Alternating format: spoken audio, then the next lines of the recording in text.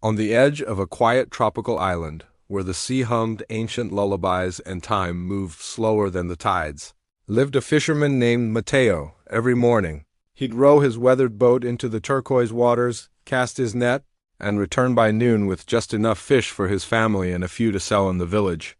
No alarms, no emails, no rush. One afternoon, as Mateo mended his net beneath a coconut tree, a sleek yacht anchored near the shore. It shimmered like a silver blade against the horizon, disturbing the stillness. From it stepped a sharply dressed man wearing designer sunglasses and a look of exhausted purpose. Alexander Crane, billionaire tech mogul, venture capitalist, and the owner of 5 global companies. Crane had come to the island on his doctor's orders, a forced vacation after a minor heart scare. He couldn't stand the stillness, no signal, no meetings, just silence.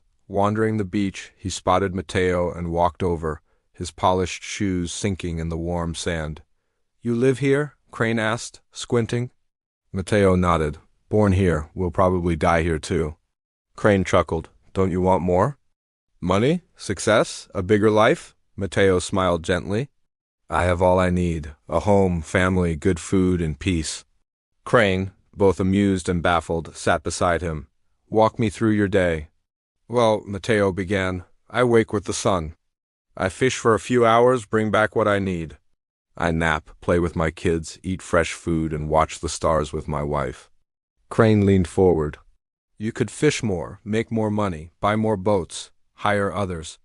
In 10 years, you could own a fleet, build a business, expand across the islands. And then?"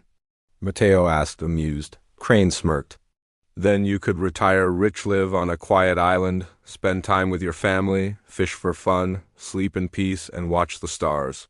Mateo raised an eyebrow. "You mean exactly what I do now?" Crane paused. For the first time in years, he had no comeback.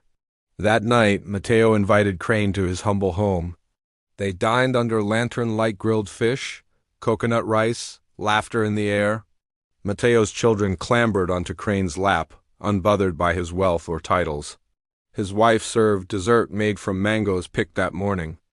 Crane, who hadn't shared a homemade meal in years, felt something strange loosen in his chest. It wasn't the island air, it was peace. Later, sitting on the shore, he asked, "Do you ever regret not chasing more?" Mateo looked up at the stars. "I chased what mattered to me. Time, love, simplicity. What you chase defines you." Crane stayed on the island for another week. No calls. No board meetings, just sunrises, sea air, and quiet moments. When he finally returned to his yacht, he wasn't the same man.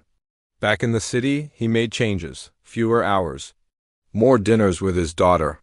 He sold 2 of his companies and opened a foundation to help coastal communities like Mateo's preserve their way of life.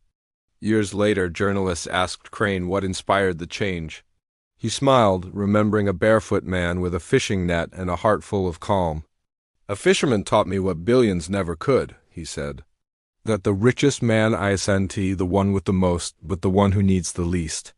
Success isn't always about having more, it's about knowing what's enough.